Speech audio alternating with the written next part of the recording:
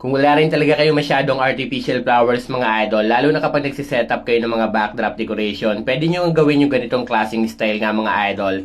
Ito nga yung ating arch panel. Dito is gagamit lang pala ako ng cloth. Ang cloth ko na ginamit dito is Gina na fabric. Tapos gumamit din pala ako ng tie wire para pantali sa ating pinaka-cloth nga mga idol. Ipopold nga lang natin na mas maliit yung ating fabric nga. Tapos after natin yung ma-fold, dito is itatali naman natin siya sa tie wire natin. And after natin siya maitali nga mga lods, yung gagawin nyo naman dito, magpo-fold naman tayo ulit ng mas maliliit kagaya ng ginawa nyo kanina.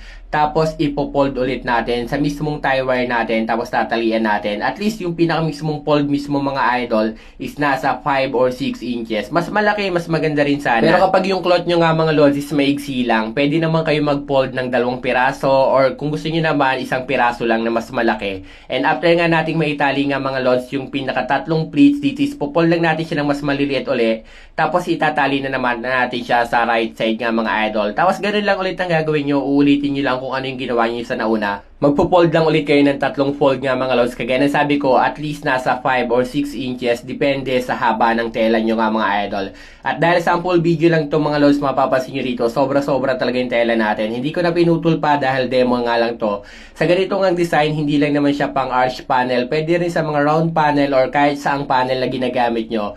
Lalo na kung nagtitipid kayo or wala rin talaga kayong available na mga artificial flowers, pwede kayong gumawa ng ganitong rose pleats or flower fold design nga mga idol. Siyempre kapag mas maraming ginawa yung fold, mas maganda o mas malaki yung magiging flower fold design. At dahil nga part 1 lang to ng video natin mga lods, gagawa tayo ng mas malaki na sinasabi nga natin. Siyempre gagawa rin tayo ng 2 colors combination kung paano siya gawin. And after natin mabuo, dito sa hatakin lang natin siya ng pasigsag or pwede nyo naman siyang hatakin ng pandiretso lang, parang magiging crumpled lang siya. At ganito na yung itsura niya kapag natapos na. Ganun lang din ang gagawin natin, hatakin nyo lang siya ng pasigsag yung bandang gitna, tapos hatakin nyo lang ng diretso or paikot yung kaliwat kanan na mismong pangatlo at pangalawang fold nga mga idol.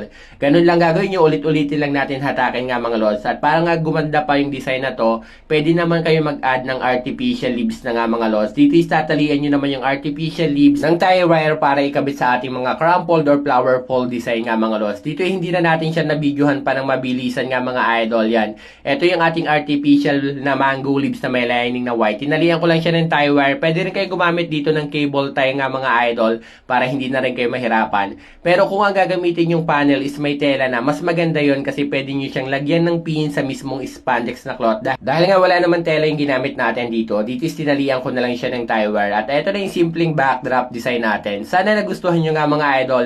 Syempre part 1 nga lang to mga lods. Gagawa pa rin tayo ng part 2. I-comment nyo na lang sa baba kung nagustuhan nyo. At syempre, huwag niyong kalimutang i-share po yung mga videos natin. Hanggang dito na nga lang po. Maraming po salamat.